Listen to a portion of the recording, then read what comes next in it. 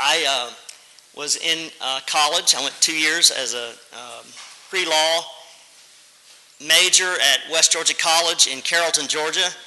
After 2 years, I wasn't sure what I wanted to do, but I did want to fly, so I dropped out of college and I got my private pilot's license and started flying. During that time, I recommitted my life to Christ. I was about 20 years old and heard about Moody Bible Institute, and I applied. Next year, I was in Chicago, Illinois at Moody. We got some Moody folks here, right? And I actually went in as an aviation major, but after my first year there, I spent a summer at Scroon Lake, New York at Word of Life camps. God began to move in my heart. I began to see the value of camping ministry and youth ministry. So I came back, I changed my major to pastoral Greek and graduated from Moody with a major in pastoral Greek. During my senior year, I went to a missions conference, and I met a guy, and I was trying to figure out what I was going to do with my life, as possibly many of you all are now. And I met a missionary from Alaska, and I began to talk to him, and I told him I enjoyed aviation, I enjoyed youth ministry, I enjoyed camping, and I wanted to be in church planting. I didn't see how all four of those interests connected at all. The guy looked at me real strange. He had a real weird look on his face, and he goes, "That is exactly what I do." I said, "You're kidding." He said, "No, I'm a missionary in Alaska. I use my plane to get me around. I'm involved in church planting, 5 different churches at the time. I work with the youth from those churches in the summer, and I work with the youth year-round in discipleship. But in the summer, I load a group of them in my plane. We fly out, land on a lake. We camp for a week. I come back. I rest a while. I get another group, and we fly back out." He said, "That's exactly what I do." So he said, "You've got all the qualifications that you need to do that, except you need some more flying experience, and you need to learn how to work on a plane." So I applied to Moody Aviation, which was located, guess where? Elizabethton, Tennessee. I was accepted into the program, so we moved from Chicago down to Elizabethton, Tennessee, and I started the program. And no one told me, or I didn't hear, that 50% of your time had to be involved in maintenance of the aircraft. And I discovered pretty quick that I hated maintenance. So I made it through a year of the program, got my qualifications in our airframe and power plant, where I could actually rebuild an aircraft engine and the airframe, but I hated every minute of it and probably would not fly in anything that I had worked on. So I left Moody Aviation after a year not having a clue what I wanted to do or what I was going to do. I was really regretting leaving Chicago because a church there had actually offered me a position as director of college ministries, and I really debated about even coming down. Then when I got down here and hated it, I thought, well, I've made a wrong decision. Just before I quit school, we were invited to a Bible study. A guy that my wife worked with at the hospital, she's a nurse, and she had gotten a job down here while I was in school. But a guy she worked with had invited us to come to a Bible study. And I didn't have time to go to a Bible study in the evening because I was so busy working 16 hours a day at school. So we told him no, and so later he invited her again and us again, and I said no again. He invited us a third time, and I said, "Who is this guy? Is this some kind of cult?" My wife goes, "He's just a nice guy. He wants us to come to this Bible study. And they want us to come to their house and eat dinner and then go to Bible study with them." So I said, finally, I said, "Okay, we'll go." So we went to these people's house and had dinner, then went to a Bible study with them. And we got to this Bible study, and it was in a gentleman's house. He had a split-level home, and when you walk in the door, you can go up to the upstairs or down to the basement. We started to go down to the basement, and the place was just packed. We had to sit on the steps. But it was great. It was about 80 people gathered in this guy's basement, and they were just sharing testimony and praising the Lord, and it was just wonderfully refreshing. So the next week we went back a second time, and the next week we went back a third time, and the third time we were there, a gentleman stood up and he said, there's a group of us that are starting a church, and we're going to meet for the first time this Sunday, and if any of you would like to be involved with us in that, see me afterwards and I'll tell you where we're meeting. Well, I wanted to be involved in church planting. So I went up to the guy afterwards and I said, I'm interested in church planting. I'd like to maybe join with y'all this Sunday. So he said, well, we're meeting in our home. So he gave me his address, and then the following Sunday I showed up at his home, and we had church in his bedroom with about 15 other people. Well, Karen and I started working with the youth. There were about 4 or 5 teenagers. We started working with the youth in that church, and it began to grow, and we got up to about 60 people, and then we moved and started meeting in a school. And my wife and I were just volunteering. And after the first meeting on that Sunday, they said, some of the men are going to begin to meet and plan what we want the church to be like, and we're going to meet on Monday evenings. So I said, well, I'd be interested in any part of that. So these guys said, okay. So about 6 or 7 guys would meet every Monday, and we'd meet at 7 p.m. We'd tell jokes for about an hour. We'd pray for about an hour, and then we'd meet till 1 or 2 in the morning. And so after about a year, I didn't have a job still. I started selling real estate, but interest rates at that time went up to 20%, and I was the new real estate agent on the block and didn't sell much real estate. So after about a year, I came into one of these Monday night meetings, and I said, you all pray for me. I said, I've put my name into Moody Placement Service for a ministry position. And so one of the guys there said, why did you do that? And I said, well, I've got to get on with my life. I've been married 3 years and I really haven't had a job yet. So one of the guys who was very impulsive, he said, well, why don't you go to work for us? Well, we didn't have any staff, and we had decided we weren't going to have any staff. We were going to be a totally lay-led church. So I said, well, we're not going to have any staff, or we're not going to have any paid staff, and I have got to get a job that makes some money. And so this guy, in his impulsiveness, he said, I make a motion we hire Terry as our youth pastor, because I was working with the teenagers. And so these guys said, well, we don't even take up an offering on Sunday. Where are we going to get money to pay him? So they said, well, why don't you go home and talk to Karen and see what it would take if y'all were to come to work for us on 20 hours a week, and then you could sell real estate 20 hours a week. So I said, okay. So I came back the next week and I said, if we were to stay here, I'd have to have this much money. And so they said, okay, you're hired, start tomorrow. So that's how I got my first job. I was hired on 20 hours a week to do nursery, preschool, elementary, junior high, senior high, and college ministry on 20 hours a week. So, but we weren't that big, but it's still a big age range, right? So the next summer, I got to thinking, what can we do to minister to as broad an age group as possible? So I thought, let's run a camp. We could let the little kids, like 8 to 12-year-olds, be the campers. The junior hires could run the games. The senior high students could be the counselors, and the college students could be the adult leaders. So we rented a camp over in Elizabethton, a small camp, and they only had 1 week available the week before school started, and we ran a 1-week summer camp.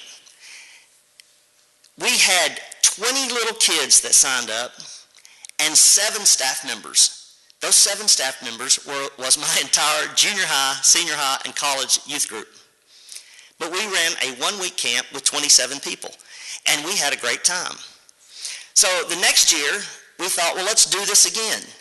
So we ran a 1-week camp again, and we had about 40 little kids. We had about 20 staff members, and we had a great time.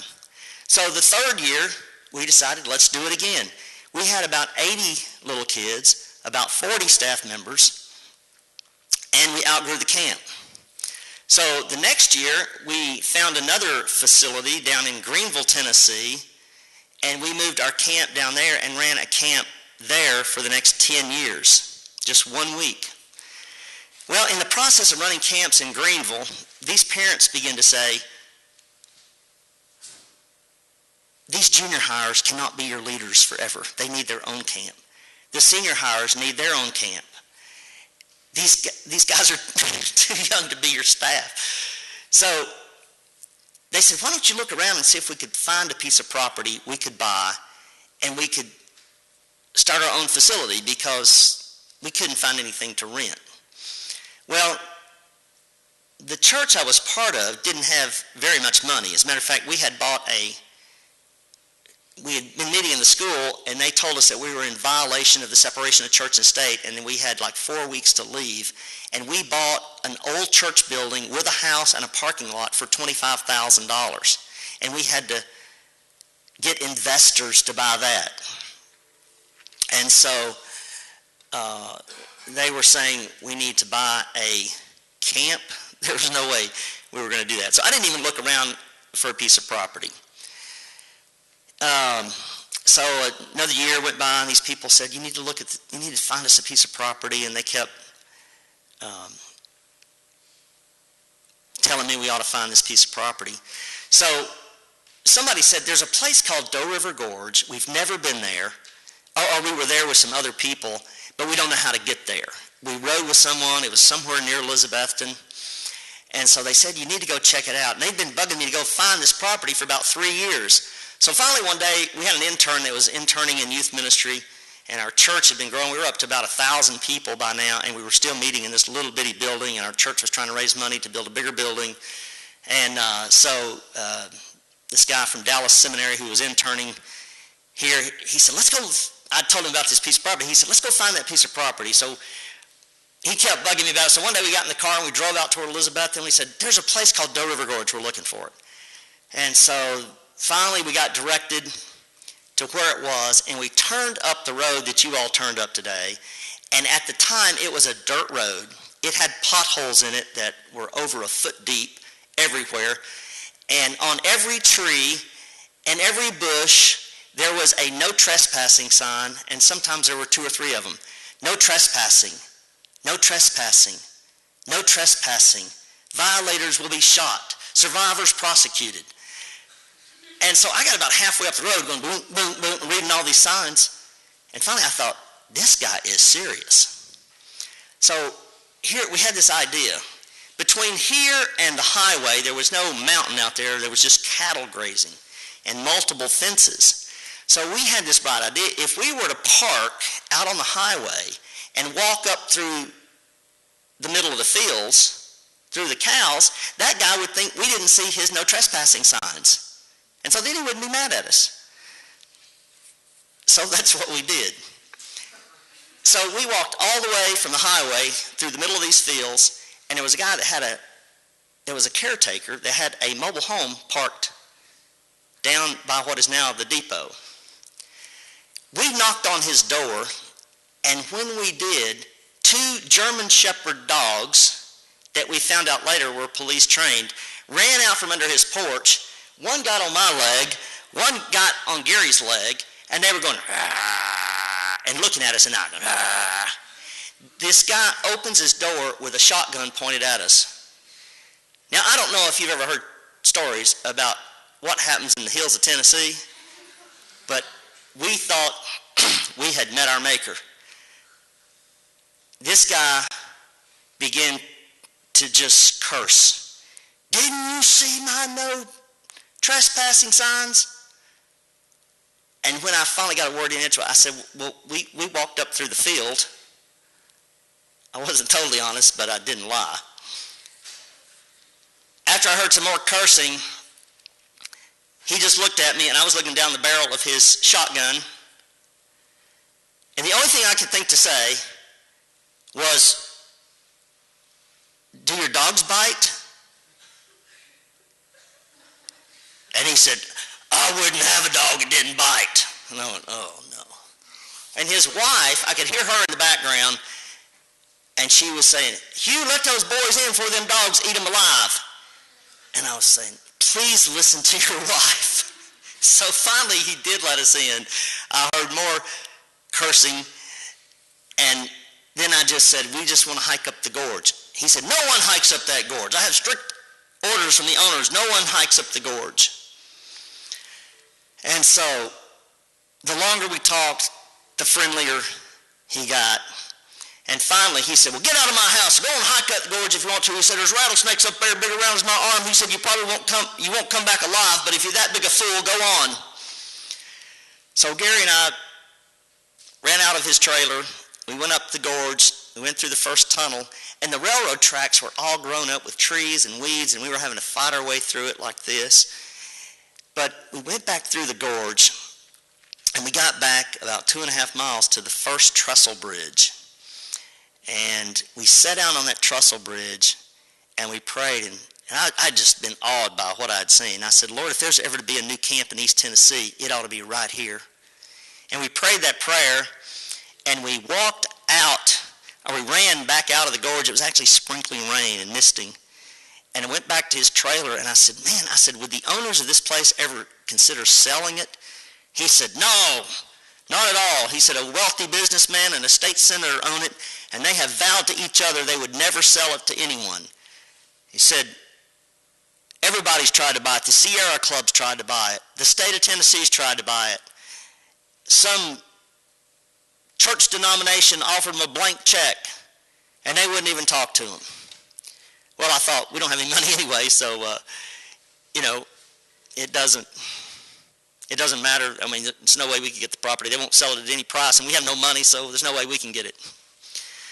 Well, I had been meeting with a gentleman, and we had been meeting every week for about 3 years for prayer. And the way we got to know each other is someone started a prayer partner group, and they said, if you'd like to have a prayer partner, write your name on this piece of paper, and we're going to put them all in a hat, and when everybody's name gets in there, we're going to draw them out. So my name got drawn out with a gentleman named Jeff Blackburn. Jeff was a CPA, and his father owned a CPA firm, and Jeff was being groomed to take over this firm eventually. And so the next day I had a meeting with Jeff, and we met, and I told him about this piece of property I had hiked, and he said, well, is that for sale? And I said, no, I said, it's not for sale, but it's a great piece of property. And he said, well, who owns it? And so I told him the names as I remembered them, and he goes, oh, he said, that guy is a client of our firm, and he could sure use a tax deduction. And I said, well, I understand they won't sell it at any price. So I went back to my office, and we said a prayer about it. We'd been praying for a property for about 3 years. Went back to my office, and I'd sit there for about an hour, and I get a phone call. And it's Jeff on the other end of the line, and Jeff goes, guess who walked into my office 5 minutes after you walked out? I said, who? And it was one of the owners of this property. I said, really? I said, you didn't say anything to him, did you? He said, yeah, I told him I wanted to donate his property so we could put a camp up there. And I said, well, what did he say? And he said, well, he owns it with this other guy, and they really can't do anything with it because if one of them wants to do it, the other one doesn't want to do it, and he's getting kind of tired of paying all the property taxes up there and having to maintain it, and if it were a Christian camp, he might be open to it. So I thought, wow. Well, amazing thing happened. Over the next 2 years, I was able to meet with this state senator and sat down and presented him the idea, and we got a contract on the property. Lo and behold, we got a contract on the property. They agreed to sell us the property, and it was just this property, matter of fact, from right out in front of this building back, nothing out there. And they sold it to us at 1/4 of its appraised value, but we had to come up with $20,000 as a down payment, $20,000 30 days later, and then $12,500 every 3 months for the next 3 years. And that would just pay for half the property. Well, we had zero money. We had nothing. So we began to pray and ask God to provide if he wanted us to have the property. So I called up one gentleman that had been praying about it, and I said, I got a contract on the property. Matter of fact, when the guy finally agreed, the state senator really helped out. When I finally got a contract with him, he signed it on a napkin in a restaurant. And I called these folks and I said, I've got a contract. So they said, can you come over to my house and tell us some more about it? And I said, yeah. So I went over to their house that afternoon and I said, here's what happened, and told them about it. And this guy said they had gone out to Oklahoma, where they're from, like a year before, and the axle on the back of their car had frozen up in their station wagon with their 5 kids. And they had to spend the night in this hotel for 3 nights while somebody tried to get a new axle for the back of their car. And so it destroyed a lot of their trip. But when they got back, they started saving money for a new van because they had 5 kids. They needed a big van instead of a station wagon. Y'all know what a station wagon is? Okay. Well, anyway, it used to, if you ordered a new car, some of y'all may remember this, if you ordered a new car, you had to order it up by a certain date, and then they would make the car for you and send it to you. And if you ordered after that date, you had to wait till the next year model. Does anybody remember that? Well, anyway, they said, you know what? We have been saving for a new van, and tomorrow is the last day that we can order this year's year model. But my husband and I have been praying, and we said, if you got a contract on Doe River Gorge before the last date, that we would take all the money we had saved and give it to you for a down payment on Doe River Gorge. And they handed me a check for $10,000. And that was the first gift we ever got. And they waited another year to buy their new van. Well, we were halfway there to the down payment, you know. So, and somehow the Lord provided the rest of it, and we made the down payment. And we went to the attorney's office, and we had, does anybody know who Howard Baker is? Does that name ring a bell to anybody?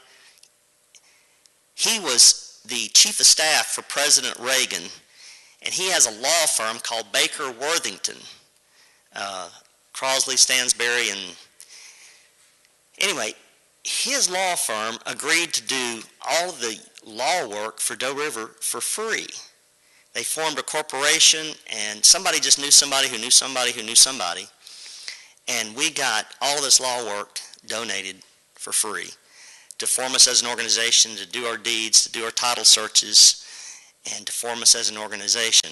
So anyway, went to this law firm, and we closed on the property, and I walked out of the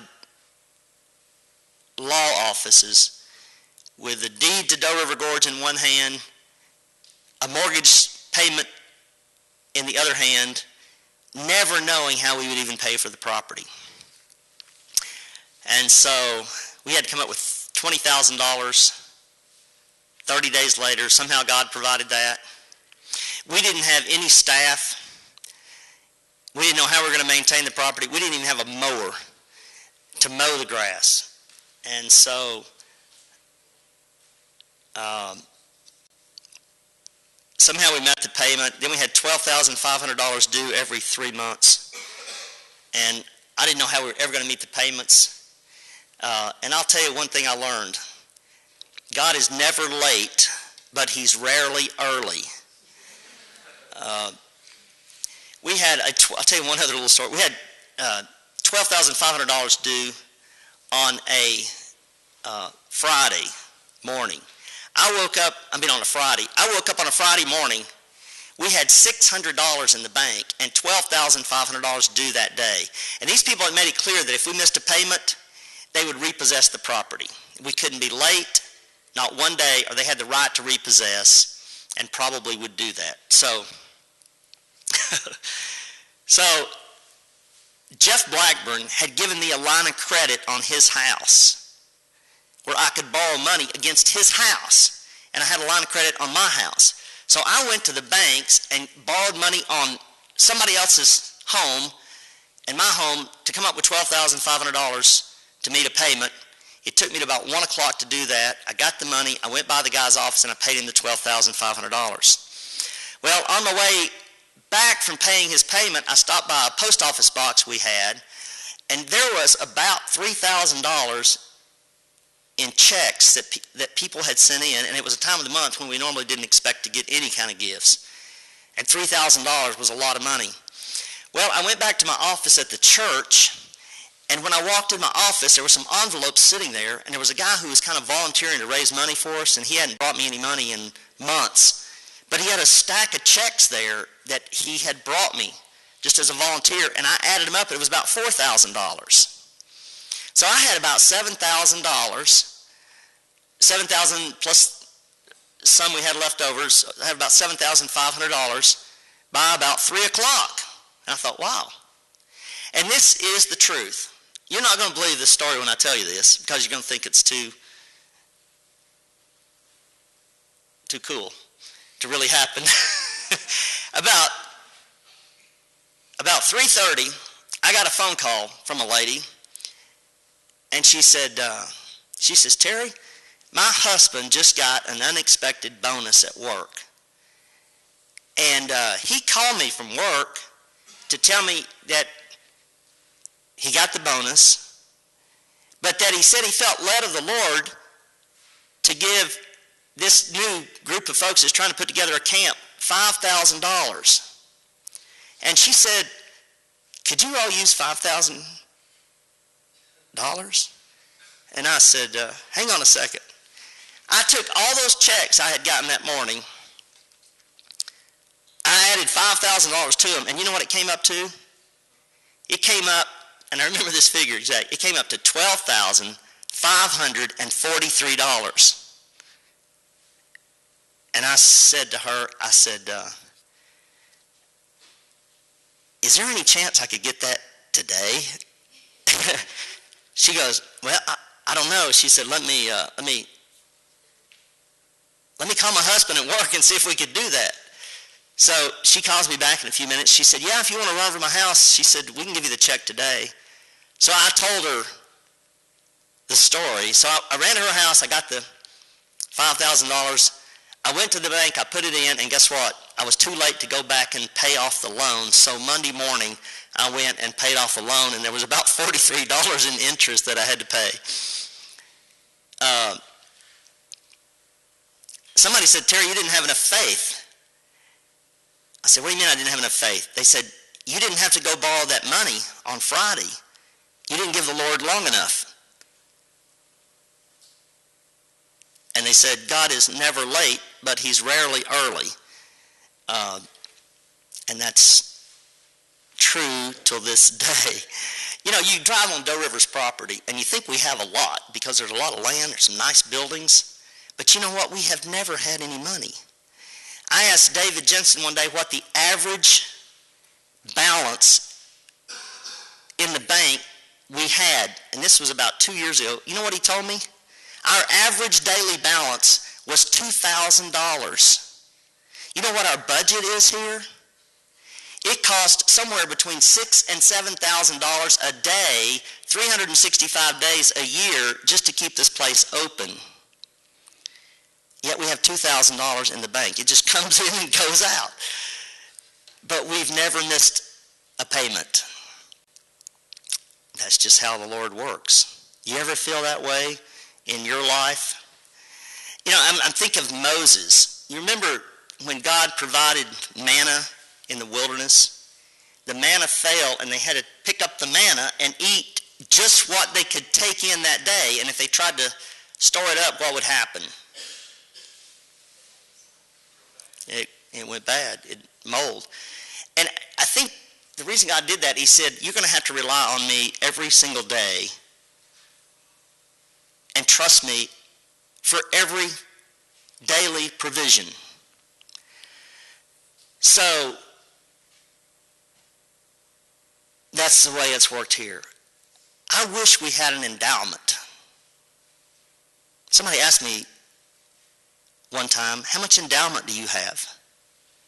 And I said, what is an endowment? That's when you have a lot of money you have in the bank and you kind of live off the interest. We don't have that luxury here. So anyway, we had all this property. We had this property. We were trying to make the payments. The church I was at was trying to build a building. We were up to like 1,000 people. And we had this property for 7 years, just trying to make the payments and maintain it. And we were bringing my youth group out here to meet on a bus every Sunday night. We just come out here and enjoy the property. Wanted to do a site plan to figure out where the buildings needed to go so we didn't build things in the wrong place. And so we contacted this organization called Missionary Tech Team out of Longview, Texas, and they were a group of missionaries that were site planners, engineers, architects, and that kind of thing. If they accepted you as a project, they would come and work for you for $2 an hour.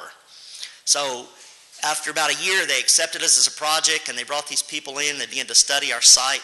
After studying us, they wanted us to develop the entire camp about a mile back into the gorge, because they said, you're looking at a highway here, you don't own any of the property, and if you build out here, you're going to regret it, because when the highway develops, you're going to be able to hear the noise, there's going to be development on the highway, and you'll regret it. And so I said to them, well, couldn't we build a mountain out there or something to block the noise?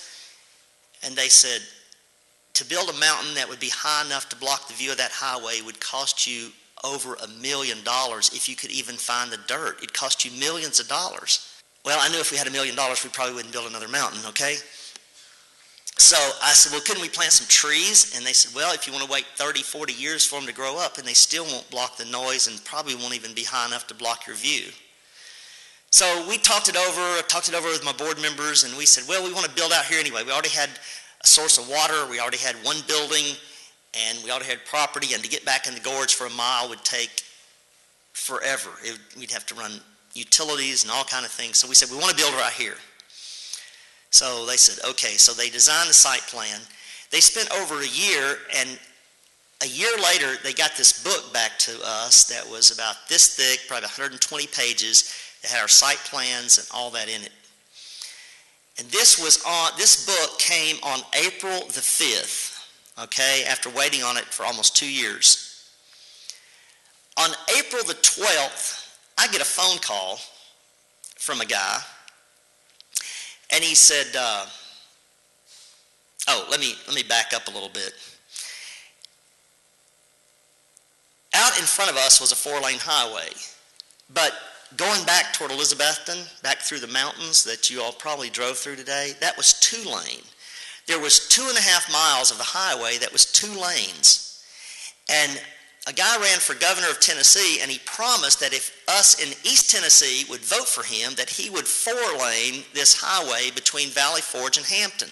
He got elected governor, and sure enough kept his campaign promise. It was going to cost over $20 million to widen a highway 2.5 miles from Valley Forge to Hampton, from 2 lanes to 4 lanes, over $20 million. Now, it's not like there's a whole lot of traffic going from Elizabethton to Hampton, Tennessee. Would you agree? That it needed to be 4-lane, but sure enough, they came in here and they started blasting away these mountains to widen this highway. Well, I went down to their office and I said, y'all are widening this highway, you're going to be moving a lot of dirt, right? And the guy said, yes. I said, well, I'd like to have some. And he said, well, if your property's along the highway right away here, I'll bring you all you need. We're moving millions of cubic yards of dirt. And I said, well, I'm just located about a mile beyond your project. And he said, well, I can't bring you any dirt. And I said, well, I'm just a mile beyond your project. And he said, I can't bring you any dirt. I said, why not? He said, well, this is an off-site. He said, we're using off-road equipment. And he said, if your property was located along the side of the highway here, I'd bring you dirt. But being a mile down the highway, I can't bring you any dirt. He said, I'd have to load it in little trucks, haul it down the highway, and dump it. It cost me millions of dollars to do that. And I said, well, if you do, I'd like to have some dirt. And he said, well, I'm not going to. And I said, well, if you do, I'd like to have some dirt. And he goes, well, we're not going to. And I said, well, I'm just saying if you do. And he said, well, I just told you we're not moving any dirt. And he said, I'm busy. I got to get back to work. He said, if you want to write your name, that's my cubby hole. If you want to go in there and write your name down, if I move any dirt, I'll call you. So I said, okay. So I went in and I wrote my name down. There was like a legal pad there. I wrote my name down. I put my phone number, and I said, I would like to have a mountain built. and I tore it off and I laid it there. Well, 9 months went by, and they worked on the highway, and the environmentalists came in and said that the rock that they were blasting out of the highway had acid in it and was likely to leach acid into the river and cause a fish kill. And so the environmentalists stopped the project. And so they moved all their equipment out of here. These rocks were half blasted away. The highway was all messed up. And for 9 months longer, there was nothing done. And so, get the timeline here. It had been 18 months at this point since they had started the highway. And, it had been 18 months since I went into his office. Well, one day I'm at home getting ready to mow my yard, and I get this phone call. And this guy says, you don't know me. He said, my name's Jim Burdett. I'm the new project foreman on the highway between Valley Forge and Hampton. And he said, about a year and a half ago, you were in our office and talked to Ted Bumgarner, who's no longer with our company. But he said, I was going through his files, and I found this little piece of paper that said you would like to have a mountain built. He said, is this something you're still interested in? I said, yes. He said, well, I'd like to meet you at your convenience and talk to you about that.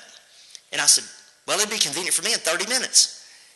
He said, it would be? And I said, yeah. He said, okay, you want me to meet you up at your property? And I said, yes. So I ran in, I changed clothes real quick, and I got in the car and I drove out here. It was a 25-minute drive. I met him out here. Now, we didn't own any property out front here, none at all, but I had a tax map on it, and it was divided into 6 slices between here and Miracle Mountain, and it was 10-acre slices that ran from the road to the river, just narrow slices. So I just picked out 2 of those slices and thought that'd be a good place for a mountain. So I met him down there, and I walked him across the property, and we spent about 2 hours together. And I said, this is 20 acres. I said, I'd like to have a mountain built that cover the whole 20 acres and make it as high as you can. And he said, I could do that for you. And after about 2 hours, he says, as a matter of fact, I could start doing this in the morning. Now, what happened is the environmentalists, to solve this thing, they made them take all of that stuff they were blasting out and not put it along the river, but to bring it off-site and dump it. And they would have to dump about 10 feet, and then they would have to layer a whole layer of limestone, gravel that they had to purchase in the whole 20 acres, and then they put another layer of dirt, and then put limestone. The limestone was supposed to neutralize the acid, but they had to do it off-site, not along the river. Does that make sense? So they had to move all the dirt off-site, so we happened to be a good site, so they agreed to do this for free. He said, we could start tomorrow. And I said, well, you can't do that. He said, well, why not? I said, well, we don't own this property. And he said, well, is it for sale? And I said, well, no, it's not. We've tried to buy it, but they won't sell it. And he goes, well, why are you walking me over property that I can't build a mountain on? And I said, well, we'll try to buy it if you can build a mountain. So I said, but I've got some other places you could dump some dirt. Well, I had got this proposal back on April the 5th from Missionary Tech Team of all the site work that needed to be done on this end of the property. And I said, we want you to grade us out a lake and build a dam. And this dam needed to be raised on one end. It was a railroad bed, but it went down at a 4% grade. It needed to be raised 16 feet on this end. And then it was only 8 feet wide on the top. We wanted to widen it out to 30 feet. And the banks were straight off, and we wanted to widen them this way to make them so you could mow them and things like that.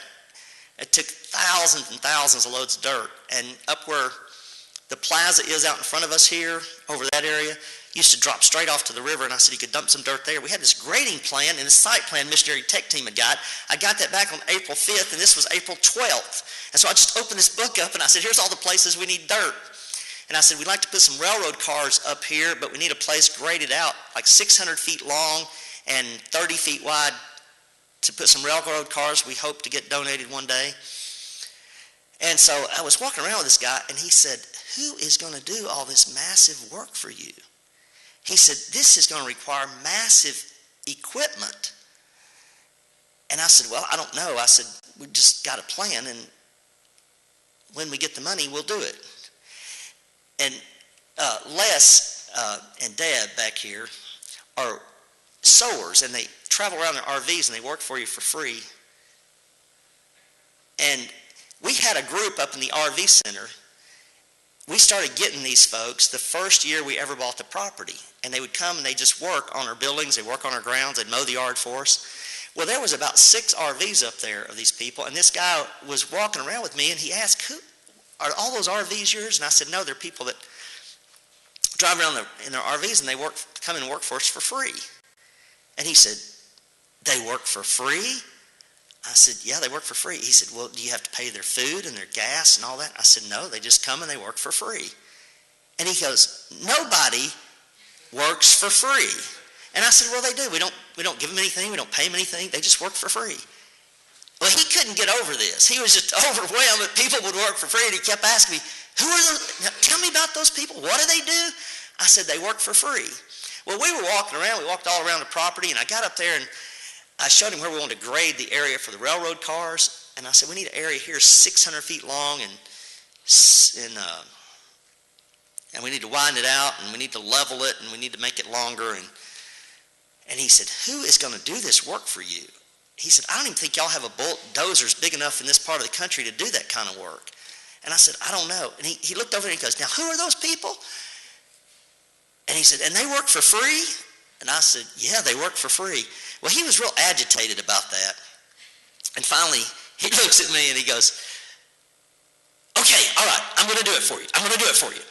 I said, what are you going to do? He said, I'm going to bring our equipment up here, and I'm going to grade all of this out for you for free. If they can work for free, we can work for free.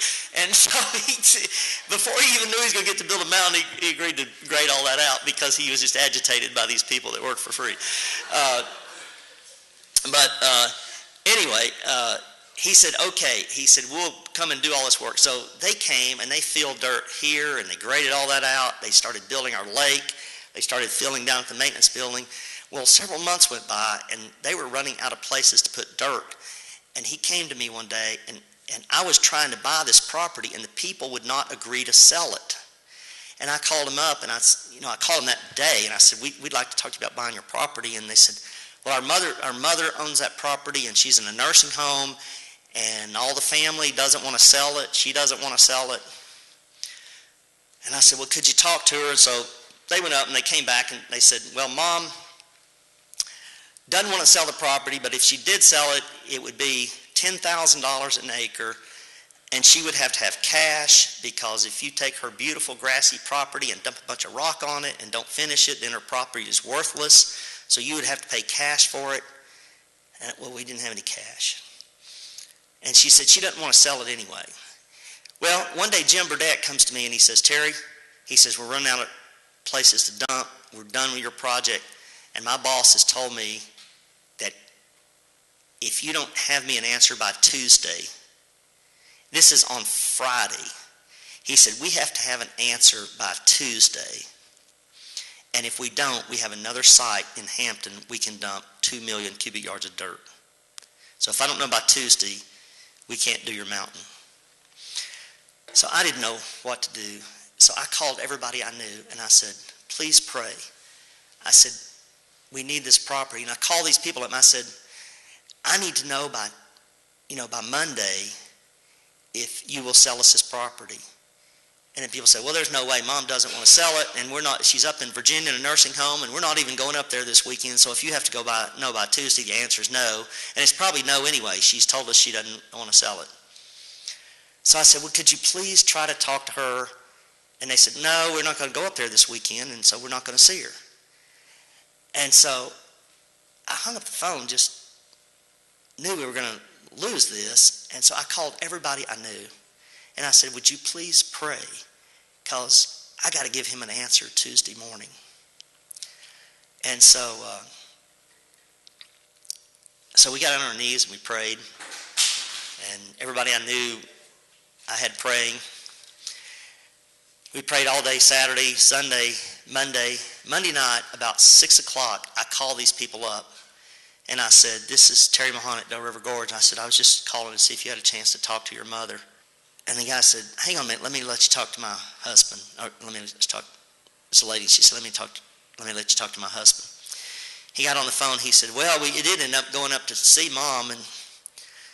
And he said, I don't know what got into her, because she said she'd never take less than 10,000 an acre. But she said, if you want the land, you can have it for 7,000 an acre, and she will finance it for you at 7% interest for 10 years. And I said, can I call you back in 5 minutes? I called our other 2 board members, and they said, buy it. I called them back up. I said, can I get a contract with you in the morning? And they said, yes. I went to their house Tuesday morning, had them sign a contract. I took it over to Jim Burdett, and I said, I've got a contract. And I said, we can close on this property, and I can have it for you in a week. He said, well, I got to see if my boss will accept that. So he took it to his boss, and his boss says, okay, we'll wait another week. And we had the property, and they started building Miracle Mountain out there. They spent a year and a half, 24 hours a day, 7 days a week, building Miracle Mountain. They built the mountain, they built the soccer fields, they built our lake, they graded out for these rail cars, and they worked 24 hours a day, 7 days a week, and we were either a dust bowl or a mud pit for a year and a half. And it was so loud, they would dump rock. It was solid rock. And you know when you ever heard rock slide out of a dump truck, a big old dump truck, and the tailgate swings, and then it hits the thing and pops, and it sounds like an explosion going off. And they would do that 24 hours a day, running 15 dump trucks, and it would pop all night long, and the sound. And we had some of the solar people up in the RV center, and this guy, he said, man, he said, you cannot believe how loud it is out here at night. Just one after the other, pop, pop, boom. He said, I fought in World War II, and it was not this loud. And I was like, I am so sorry. I said, are you able to get any sleep? And he goes, oh, yeah. He said, I don't stay awake and listen to it. So anyway, a year and a half, we had Miracle Mountain, and when they finished, they came in here and they did $1.5 million worth of work, their cost. When they finished, they put it all in topsoil. They paid a company $15,000 just to come in here and sow grass. They paid the power company $30,000 to move power poles around for us. Power poles used to go all the way up to the tunnel. They moved all those power poles out of there and rerouted them all. And they did it all for free. It didn't cost us a penny. And we had all the work in our 20-year site plan, all the grading work in the 20-year site plan done, plus we had a Miracle Mountain out there to block the view of the highway. And it was just a miracle. Well, they finished this in 1994. At that point, we'd had the property for 6 years. Our church was about 1,200 people. I had been there at this point for 16 years. We'd been running camps using rented facilities, and just the 1 week, we'd had this property for almost 7. And our board came to me. Now, let me tell you, they built our lake, and we filled it up with water, and it started leaking. And we did about a $10,000 repair on it, filled it up with water, and it drained out overnight. We had gotten some railroad cars donated. You know, the railroad cars told you we wanted to put on the site up here. I rode off to CSX Railroad, and I told them we'd like to have like 5 railroad cars donated that we'd build hobo condos out of. Well, I wrote a proposal about this thick. I didn't know how to do it. And they told me to send it to Jacksonville, Florida. So I sent this proposal to this guy named Mr. McDonald in Jacksonville, Florida. And so I didn't hear from him. Like 2 months went by. I didn't hear from him. So finally I called him, and I said, did you get my proposal? And he's a real rough, gruff-sounding guy. He said, oh, yeah, I got your proposal. He said, I hate to deal with stuff like this. And he said, I'm going to send it to Baltimore. He said, wait a week and call this number in Baltimore and talk to this guy. So I waited a week, and then I called somebody in Baltimore, and I said, did you get my proposal from Mr. McDonald? I was going to send. He said, yeah, I don't know why he sent it to me. He said, I don't deal with that kind of stuff. I'm sending it back to Jacksonville. He said, wait a week and call him back. So I waited a week, and I called this guy back, and I said, Mr. McDonald, I understand they sent the proposal back to you. He said, yeah. He said, I guess I'm going to have to deal with this. He said, I don't know what to do with it. He said, call me back tomorrow. And so tomorrow came, and I called him back, and I said, Mr. McDonald, this is Terry Mahon, Dover Roads. He goes, I don't know anything, call me back tomorrow. He hangs the phone up. And so I called him back the next day, and I said, Mr. McDonald, this is Terry Mahon. I don't know anything, call me back tomorrow. And he hangs the phone up. And I called him back the next day, and I said, Mr. McDonald, this is Terry Mahon. I don't know anything, call me back tomorrow. And he hangs the phone up. And I did that for like 3-4 weeks. And then I called him one day, and I said, Mr. McDonald, I said, don't hang up, please don't hang up. I said, I really feel like I'm bugging you or bothering you. He goes, you're not bothering me, call me back tomorrow. And he hangs up. I call this guy back almost every single day for a year. For a year. And I get the same thing. I said, and several times I said, wait, don't hang up. I said, I feel like I'm bothering you. He goes, you're not bothering me, call me back tomorrow. And he hangs up. I called him back every day for a year. Somebody said, you must have had an expensive phone bill. I said, no, because we never had a conversation over 7 seconds. And so one day I called this guy after a year, and I said, Mr. McDonald, I said, this is Terry Mahon. He goes, yeah, he said, those railroad cars have been approved. They're going to be donated. They're going to be donated to you. They'll be delivered to Johnson City day after tomorrow. He said, you have 3 days to get them off the track. Boom. He hangs the phone up. And I'm sitting there going, what did he say? What did he say? So I called him back up. I said, Mr. McDonald, I said, don't hang up. I said, did you say they got donated to us and they were going to be delivered to Johnson City? Yes, you're going to be delivered to Johnson City day after tomorrow. You have 3 days to get them off the track. He said, we don't have a siding up there. You got to get them off the track within 3 days. I said, how do you get railroad cars off the track? He goes, I don't know. He said, you've been calling me for a year. I thought you'd have that figured out by now. So I didn't know what to do. How do you take 5 railroad cars off the track? We finally got a company that would, East Tennessee Railway had a siding. They let us move those railroad cars over. They came and moved them for us, brought an engine over and switched them over and moved them onto their track. Well, then how do you get railroad cars to Doe River Gorge? We had these railroad cars donated. They were just rusty hulls. How do you get them to Doe River Gorge? Let me show you this video real quick of how we got them there. Well, we were trying to get ready for, our board came to me shortly after that, and they said, we're going to run camps this next summer at Doe River Gorge. They came to me in, I guess it was September, and they said, we want to run camps at Doe River Gorge next summer. And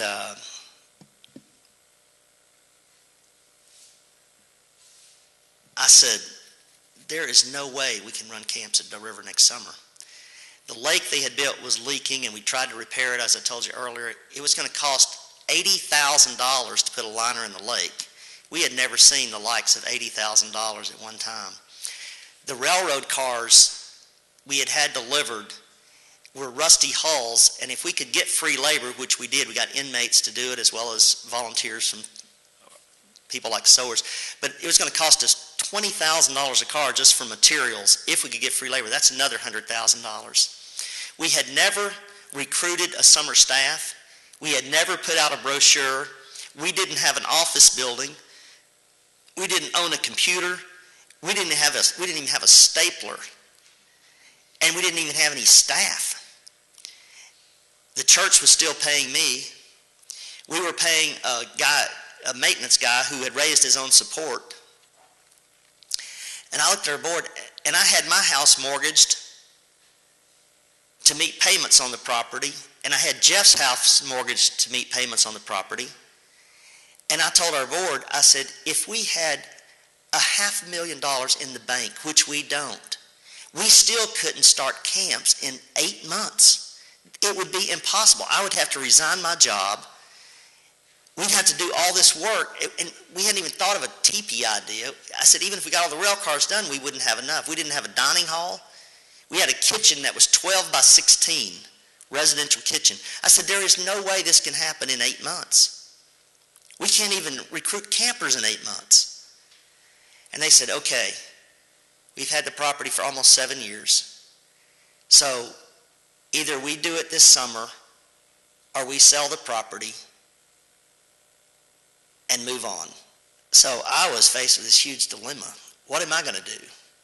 I had 2 kids at that point. My family had started loving to eat. And I thought, this is financial bankruptcy. I lose my home. Jeff could probably recover because he has a good job. But we'll end up losing the Doe River property anyway because we don't have the money to develop it. And they don't have the money to pay me a salary. We don't have an office. We don't have anything. How are we going to do this in 8 months? And they said, well, either you quit your job after 16 years, do it, or we sell the property. How do you make that kind of decision? How do you make a decision that doesn't even seem logical? And I got to tell you, I could not sleep for months. And our youth group had gone on a missions project down to Brazil. And when the Jensens, Han and Cliff, back there, Cliff's our video guy, he was missionary in Brazil. He was a missionary pilot. And when they were home on furlough, he taught at Moody Aviation for a year. And they came to our church, and his kids got involved in my youth group. And I got them teaching some Sunday school classes. And so I'd been kidding with Cliff. I said, what would be the possibility of us bringing a youth group down to Brazil, in the jungles of Brazil? And he said, oh, yeah, we could do that. He told me later he was just kidding because he didn't really think it was possible. So anyway, I called him and told him, I said, we want to bring a group down.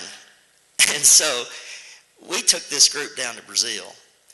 And we flew from here to Bogota, overnighted in Bogota, then flew 1,000 miles over the jungle, landed in this little city, and we got out, and there was this airport, and it said, it was only open 3 days a week, and when we walked off the plane, there was a sign that said, nearest road out, 400 miles.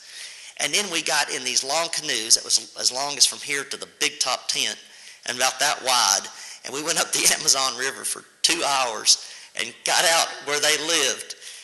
And I could tell you a lot of unbelievable stories. But anyway, I got to know the Jensens real well. We stayed with them down there for 2 weeks in the jungle and put up hammocks all over their house, and 24 people stayed down there. But anyway, we got to know them real well. And so when I was having to make this decision, they were home on furlough, living down below Atlanta. I took our youth group to Atlanta to Six Flags, and I called the Jensen, and I said, hey, would you like to bring your kids up and hang out with our youth group at Six Flags? And so they said, yeah, we can do that. So they came up and met us, and I said, I got something I need to talk to you about too. So I really respected Han and Cliff. And so anyway, they came up, and I knew they didn't have a lot of money, and they were home from the mission field. And so they paid for all the kids to get into Six Flags and for themselves to get into Six Flags. And when they came through the gate, there was a railroad trestle down there. And I grabbed them, and I said, I need to talk to you about something. We kind of sat down under that railroad trestle. And I talked to them all day long.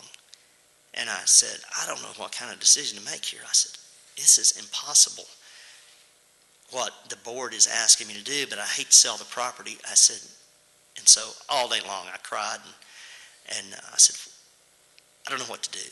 So after all day long of sitting there, Han and Cliff said, we think you should do it. So that kind of settled the decision. And I came back home. I resigned from our church. And Ken Stoltzfus, who you've met, he joined with me. And we moved out here on December 1st, 1994. And we remortgaged this property and picked up $20,000 and bought a double-wide mobile home, used, and had it pulled in up here where our office building now sits. And Ken and I moved out here on a freezing cold December 1st, driving up this bumpy dirt road, and it was the loneliest, desolate place I had ever been. We didn't even get the heat hooked up, and we had to build a fire in the fireplace to get heat into the office building.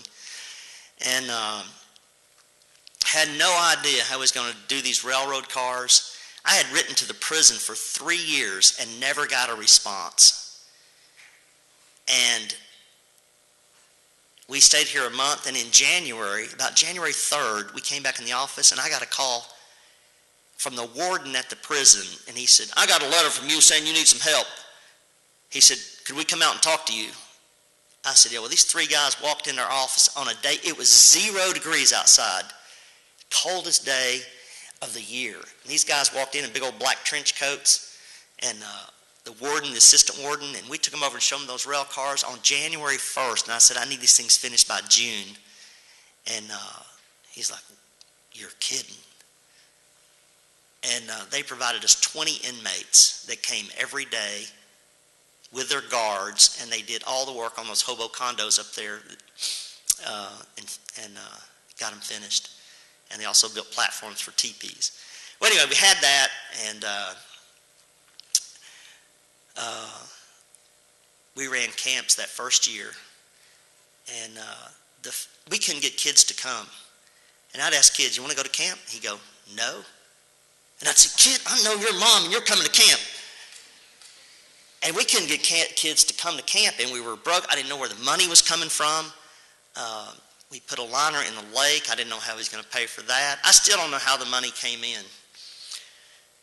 But God did some great things.